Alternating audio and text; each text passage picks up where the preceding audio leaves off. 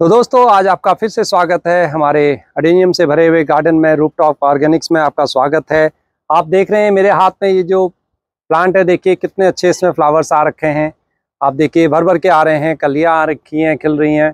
और साथ में जो हमारा ये रोजी ब्रांड जो रोजी है हमारा, ये देखिए इसमें, और इसी के साथ साथ एक टहनी जो हमारी इसमें लगी हुई है वाइट की, ये भी खिल रहा है। और कुछ पत्ते इस प्रकार से देखिए पीले भी पड़ रहे हैं। तो ये स्वाभाविक है, कुछ पत्ते जो पुराने हो जाते हैं वो पीले पड़ते ही हैं, उसमें कोई घबराने वाली बात नहीं है। और इस प्रकार से जो इसकी पीली जो ये लीव्स हैं, इनको हम हटा दिया करते हैं, आप भी हटा दिया करें। और जो सूखे फ्लावर इसमें ख़राब हो जाते हैं उनको भी आपको हटा देना है। ये देखिए इस प्रकार से इनको लगे रहने दें, इनको हटा दें।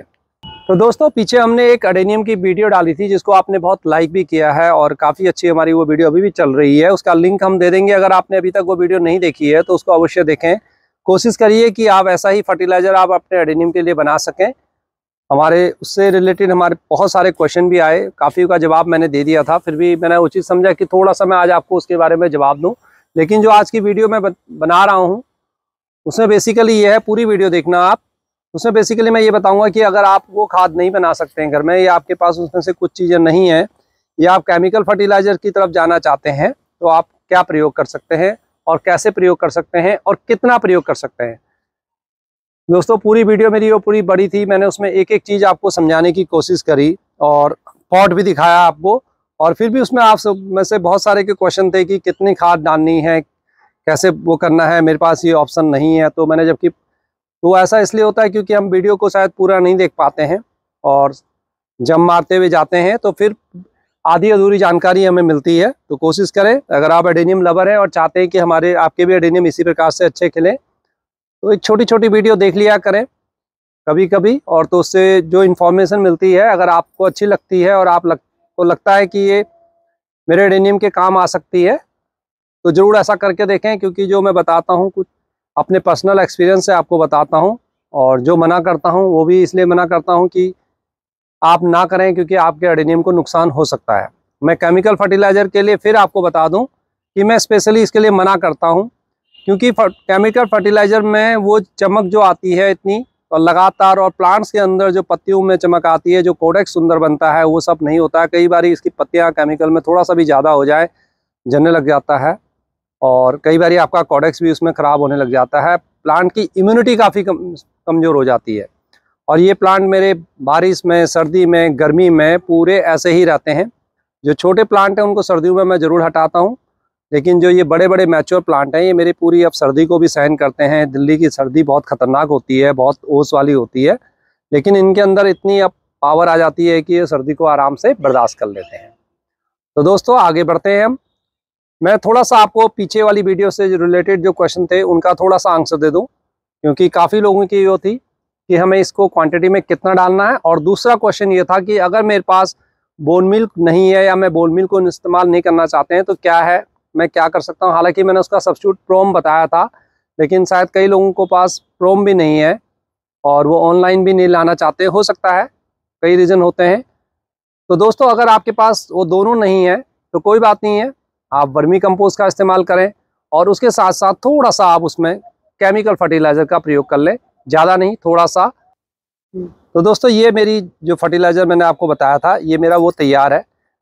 तो अगर आपके पास कुछ नहीं है और इतना सारा आप वर्मी कंपोस्ट लीजिए, यानी कि 200 ग्राम के करीब वर्मी कंपोस्ट लीजिए, ये करीब करीब 200 ग्राम के आसपास होगा, इतना आप वर्मी कंपोस्ट लें। आपके पास कुछ भी नहीं है तो, लेकिन आपके पास कोई भी खाद हो, मैं वर्मी कंपोस्ट की बात नहीं कर रहा, किचन कंपोस्ट हो, वो पुरानी होनी चाहिए, अच्छी भुरभुरी होनी चाहिए, बिल्कुल बारीक छनी हुई होनी चाहिए। या फिर आपके पास गोबर की खाद है, वो भी काली भुरभुरी और बिल्कुल छनी हुई, बिल्कुल भी कच्चा गोबर इस्तेमाल मत करना, एडेनियम बहुत जल्दी ख़राब हो जाएगा। या वर्मी कंपोस्ट अच्छी क्वालिटी का हो तो उसको लें। इसके लिए बेस्ट, अगर आपके पास गोबर की खाद 2 साल पुरानी है तो वो बेस्ट है, अदरवाइज वर्मी कंपोस्ट लीजिए। और वर्मी कंपोस्ट में इतने में आप 10-12 दाने या थोड़ा सा 1 चम्मच, इतना बड़ा चम्मच, ये चम्मच स्पेशली देखिए स्पून का, टीस्पून, इसमें 1 चम्मच भर के इसमें DAP आप मिला लें। और हर प्लांट के अंदर आप इस प्रकार से फिर 2-2, 3-3 चम्मच प्लांट के हिसाब से, जो मैं अभी आपको फिर बताऊंगा कैसे डालना है, उतना उसमें डाल दीजिए, तो आपके रिजल्ट बहुत अच्छे आएंगे। लेकिन दोस्तों फिर मैं आपको ये बता रहा हूँ कि देखिए आप DAP एक केमिकल फर्टिलाइज़र है, इसका प्रयोग बहुत ज़्यादा नहीं करना है। आपने एक बारी ये DAP की खाद अपने एडेनियम में दे दी तो कम से कम 2 से 3 महीने तक का उसमें गैप जरूर रखें, या 2 महीने का इस्तेमाल गैप जरूर रखें। बीच में आप वर्मी कंपोस्ट को थोड़ा दे सकते हैं 2 चम्मच, तो आपकी फ्लावरिंग बहुत अच्छी आएगी। और बीच बीच में आप पोटास केले के छिलके का या फिर आप कोई केमिकल देना चाहते हैं जो आगे भी आपको बताऊंगा, वो भी इसमें दे सकते हैं। अब दोस्तों ये रहता है कि एक क्वेश्चन, 1-2 लोगों के जैसे हमारे पास क्वेश्चन आए थे कि अगर हमारे एडेनियम खंगर में लगे हैं। अब दोस्तों सच बात है कि खंगर में लगे हैं तो ये खाद आपकी इतनी अच्छी काम करेगी नहीं, क्योंकि खंगर में आप इसको मिलाएंगे और खंगर में क्या होता है, हम पानी जब डालते हैं तो वो पानी डालते ही सारा पानी एकदम से निकल जाता है, वो होल्ड नहीं कर पाता है पानी को। जब वो होल्ड नहीं करेगा तो ये खाद के अंदर जो पानी होगा, लिक्विड होगा, वो एकदम से बह जाएगा। यानी कि इसका लगभग 70 to 80% इस खाद का जो वाटर है वो सारा निकल जाएगा। यानी कि उसके जो जितने भी सारे मिनरल्स हैं, जितने भी उसके अंदर चीज़ें हैं, जितने भी पोटास है या नाइट्रोजन है या फास्फोरस है, वो सारा बह जाएगा। तो ऐसे अगर आपने एडेनियम लगा रखे हैं तो आपकी कोशिश होनी चाहिए, वैसे तो आप खंगर में जब लगाते हैं तो आपकी कोशिश होनी चाहिए उसमें थोड़ा सा सूखी पत्तियों का खाद मिला के उसमें मिलाएं, उसको थोड़ा सा उसमें वर्मी कंपोस्ट वगैरह मिला के करें। अगर आपके बिल्कुल खंगर में है एडेनियम, आपको मैं अपना एक प्लांट दिखाऊं। देखिए ये बिल्कुल मेरा ये अरेबिकम वैरायटी है जो मेरी अभी नई ऐड हुई है। ये देखिए इसको मैं खरीद के लाया हूँ, ये बहुत ही सुंदर है और इसमें सीड्स भी अब निकल रहे हैं। तो अगर इस ये खंगर के अंदर है दोस्तों, ये लगभग इसमें खंगर है, लेकिन आप देखेंगे इसमें खंगर के साथ साथ थोड़ा सा मिट्टी मिली हुई है या रेत बदरपुर मिली हुई है। इससे क्या होता है कि अगर हम ये खाद इसमें डालते हैं तो ये थोड़ा सा होल्ड कर लेता है। लेकिन अगर ऐसा कोई मेरे पास है नहीं ना, मैं पूरा खंगर में लगाता हूँ। अगर आपके पास खंगर है तो फिर आपको केमिकल की तरफ ही जाना पड़ेगा। केमिकल खंगर में कोई नुकसान नहीं करता है और उसमें आपको उसके जड़ों में पानी कम डालना है, लेकिन स्प्रे ज़्यादा करना है। उस बात पर अभी हम आते हैं। तो सबसे पहले जो एक दूसरा क्वेश्चन ये रह गया था कि हमें इसकी कितनी क्वांटिटी देनी है दोस्तों। हालांकि मैंने वीडियो में आपको पहले वाली वीडियो में सारा कुछ बताया हुआ है, लेकिन फिर बता रहा हूँ। देखिए अगर आपका कोई छोटा प्लांट है, आप ये लीजिए, ईयर से लीजिए। अगर आपका 1 साल से छोटा प्लांट है तो लगभग ऐसे ऐसे 2 चम्मच या ऐसे थोड़ा कम करते हुए 1.5 चम्मच बहुत है, उसके लिए इतनी खाद बहुत है। ये काफ़ी स्ट्रॉन्ग खाद है, इसमें बहुत सारी चीज़ें आपने मिला रखी हैं, तो ज़्यादा ना डालें।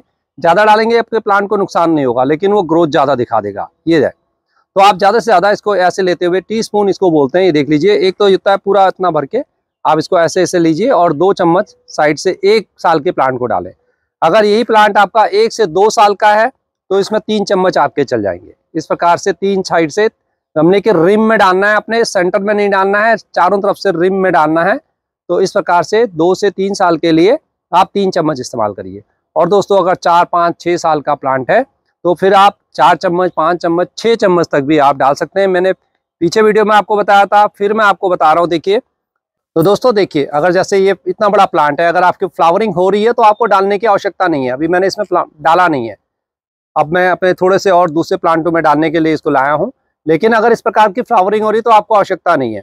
लेकिन इतना बड़ा प्लांट है, जैसे मेरे ये लगभग 3-4 साल के आसपास का है, तो इसके अंदर आपको 4 चम्मच डालने होंगे और साइडों में डालना होगा। इस चीज़ का ध्यान रखें। तो दोस्तों इसीलिए मैं कहता हूँ कि वीडियो की छोटी छोटी बातों को नोट करा करें, ये बहुत इंपॉर्टेंट होता है। तो आइए दोस्तों, अब हम बात करते हैं आपके दूसरे फर्टिलाइजर। अगर हमारे पास ऑर्गेनिक रूप में नहीं है तो दोस्तों जो आज वीडियो हम आपको मेनली बताने जा रहे हैं वो ये है कि अगर आपके पास ऑर्गेनिक रूप में नहीं है और आप केमिकल की तरफ ही जाना चाहते हैं या आपने खंगर में लगाए हुए हैं, तो आपको कैसे आपने फर्टिलाइजर डालना है अपने एडेनियम में, जिससे कि एडेनियम आपका अच्छा ग्रोथ भी करे, न सिर्फ ग्रोथ करे बल्कि फ्लावर भी दे आपको और अच्छे फ्लावर भी आए। थोड़ा सा केमिकल फर्टिलाइजर में इस चीज़ का ध्यान रखना कि आप कम से कम डालेंगे तो ज़्यादा अच्छा होगा। बार बार उसको रिपीट ना करें, बड़े ध्यान से सुनना और उतना ही डालें और आपको रिजल्ट अवश्य उसके मिलेंगे। दोस्तों सबसे पहले हम बात करते हैं आपके छोटे प्लांट की। जब आपका 1 साल के आसपास का प्लांट हो, कोई बहुत छोटा हो, तो आपको उसमें कैसे डालना है। उसमें आपको NPK 19-19-19 आता है दोस्तों, या NPK 20-20-20 भी आता है, 18-18-18 भी आता है। इसका मतलब ये है कि 19 को मैं समझाऊं, 19 उसमें नाइट्रोजन, 19 की रेशियो में उसका फॉस्फोरस और 19 ही उसमें पोटास, इतनी तीनों चीज़ें उसमें मिली हुई होती है। पाउडर फॉर्म में होता है, ये पैकेट में आपको मिलेगा। आजकल बहुत अच्छी अच्छी कंपनीज के आते हैं, आप ऑनलाइन में जाइए, अमेजन में जाइए, जो भी आपको कंपनी ट्रस्टेड लगती है उसका लीजिए। मैं किसी का एडवर्टाइजमेंट यहाँ नहीं करूँगा और ना मैं खरीदता हूँ। पहले मैंने लिए हुए हैं बहुत सारे, लेकिन मेरे को उतना उसका फ़ायदा नहीं मिला, इसलिए अब मैंने ऑर्गेनिक की तरफ रुख किया हुआ है और अपने डेनिम को मैं हमेशा ऑर्गेनिक ही रखना चाहता हूँ। तो आप NPK 19-19-19 लीजिए और आज जो चम्मच अभी मैंने आपको दिखाया था वीडियो, अगर आपने देखी है पूरी, तो आधा चम्मच उसका सिर्फ और सिर्फ आधा चम्मच लेना है 1 लीटर पानी के अंदर। उसको अच्छी तरह से घोल लें, उस घोल को छान के डालें बोतल के अंदर और मॉर्निंग के अंदर या इवनिंग के अंदर उस प्लांट में अच्छी तरह से उसको स्प्रे कर दीजिए। इतना स्प्रे करें कि हर पत्ती के अंदर उसका असर आ जाए। बस ये नहीं कि 1 लीटर एक ही प्लांट में आपने डाल देना है, 1 लीटर आपका 8-10 प्लांटों के लिए काफ़ी होगा स्प्रे करने के लिए। इस चीज़ का भी ध्यान रखें कि मैंने आपको 1 लीटर बोला और आपने उसमें 1 लीटर लगातार उसी में ही स्प्रे करते रहे, वो भी नहीं करना है आपको। तो और उसको रिपीट करिए आप फिर 20 से 25 दिन के बाद या 1 महीने के बाद, तो आपका प्लांट अच्छी तरह से ग्रोथ दिखाएगा।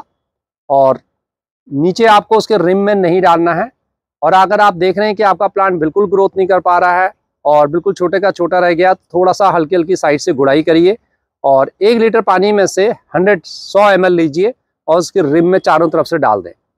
ये 1-2 बारी करना, हमेशा इस आदत को न बनाएं, क्योंकि आप मिट्टी में डालेंगे या जो सॉइल मिक्स है उसमें अगर आप NPK का बार बार इस्तेमाल करेंगे तो वो केमिकल से आपकी मिट्टी खराब होती जाएगी। तो इसलिए वो बहुत रेयर आपको करना है, जब आपका प्लांट बिल्कुल ही ग्रोथ नहीं कर रहा हो तब आपको NPK 19-19 को अपने प्लांट के रिम में चारों तरफ से डालना है। अदरवाइज उसको हल्का हल्का स्प्रे करना है। ये 1 साल के प्लांट है। 1 साल के बाद जब दूसरा साल आ जाता है, 2-3 साल का होता है, तब हमारा प्लांट फ्लावरिंग पर आता है। दोस्तों कुछ इस प्रकार से आपका प्लांट होगा। देखिए ये जैसे ये मेरा प्लांट है, ये 1 साल से ज़्यादा का है और ये प्लांट भी मेरा आप लगभग 1.5 साल के आसपास का है। अब ये फ्लावरिंग के लिए तैयार हो रहा है। मैं इसमें कोई जल्दीबाजी नहीं करता है। पीछे इसमें फ्लावर आए थे लेकिन खिल नहीं पाए, शायद कुछ कमी रह गई थी।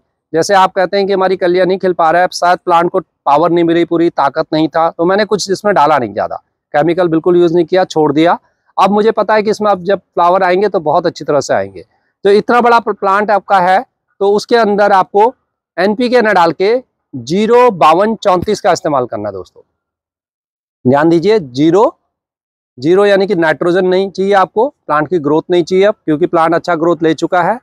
52 उसमें फास्फोरस है, 34 उसमें पोटास है। आधा चम्मच ही लेना है और आधा चम्मच उसमें ले लेना है अपने 0-0-50।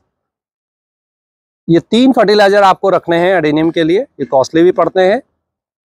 एक तो हो गया आपका 19-19-19, एक आप लेंगे 0-52-34। हालांकि 0-52-34 अपने आप में पूरा काम करेगा, लेकिन अगर आप ले सकते हैं और खर्च कर सकते हैं तो आप 0-0-50 भी मंगाइए, वो पोटास होता है।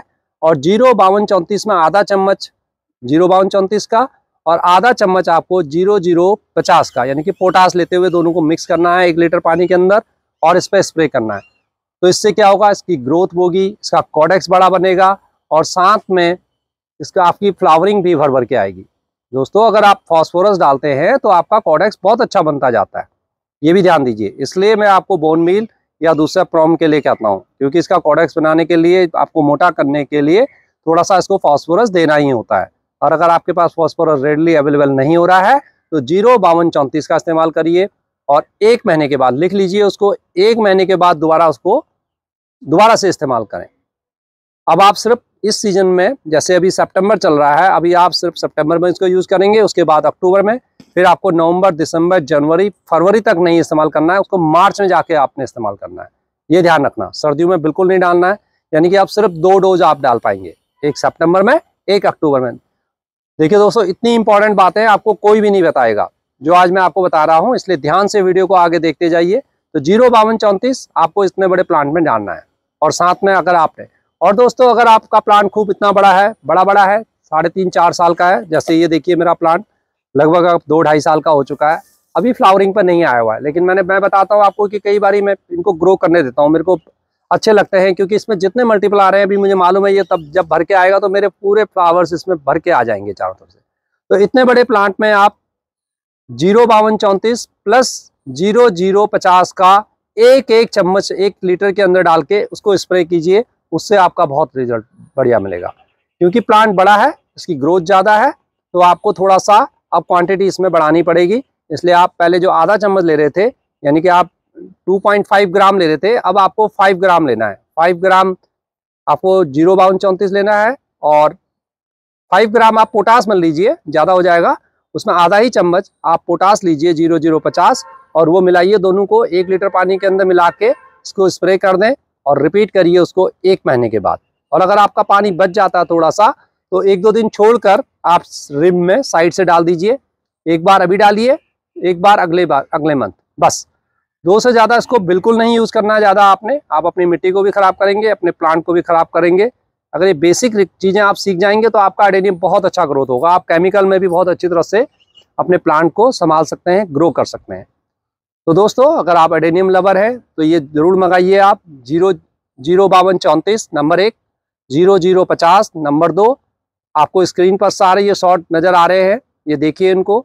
और NPK 19-19-19, जिसमें 19 आपका नाइट्रोजन है, वो तब आपको डालना है जब आपका एडेनियम छोटा है, उसकी ग्रोथ नहीं हो रखी, उसके अंदर पत्तियां नहीं है, तब आपको NPK 19-19 डालना है। और दोस्तों एक चीज़ और है, अगर आपके पास ज़्यादा पैसा खर्च नहीं करना चाहते हैं, आपके पास सिर्फ 3-4 ही प्लांट हैं, इतना ज़्यादा आप एक्सपेंस नहीं करना चाहते हैं, तो आप 19-19-19 का ही प्रयोग करिए। उसको हर 20 से 25 दिन में सिर्फ 2.5 ग्राम यानी कि आधा चम्मच 1 लीटर उसमें डालकर स्प्रे करते रहे, तब भी आपको अच्छी ग्रोथ अच्छा उसमें मिलेगा। लेकिन साथ में आप तब थोड़ा सा केले के छिलकों का या ओनियन पील जो भी बनाते हैं आप पोटास, उस पोटास को अलग से थोड़ा सा पानी नीचे नीचे जड़ों में डालते रहिए या ऊपर से भी उसको देते रहे, तो आपको बहुत अच्छा रिजल्ट मिलेगा। तो दोस्तों, ये पूरी जानकारी मैंने इसलिए दी। अब आपके पास दोनों ऑप्शन है। आप ऑर्गेनिक रूप में जाना चाहते हैं तो वीडियो का लिंक नीचे दिया हुआ है, जिन लोगों ने अभी तक वीडियो नहीं देखी देखें, वीडियो आपको बहुत पसंद आएगी। और अगर जो लोग ऑर्गेनिक रूप से नहीं करना चाहते हैं, इन झंझटों में नहीं पड़ना चाहते हैं, कौन बनाएगा, समय नहीं है आपके पास, आप रेडीमेड खाद लाना चाहते हैं, तो आप NPK ये जो मैंने तीनों बताए हैं, कोशिश करिए तीनों को लाएं, या अपने प्लांट को देख के लाएं कि आपके प्लांट की लाइफ कैसी है, उस हिसाब से लाइए। दोस्तों, फिर मिलते हैं अगली वीडियो में, तब तक के लिए नमस्कार, हैप्पी गार्डनिंग। वीडियो पसंद आई हो तो लाइक करें, कमेंट्स दें और चैनल को सब्सक्राइब जरूर कर लेना दोस्तों।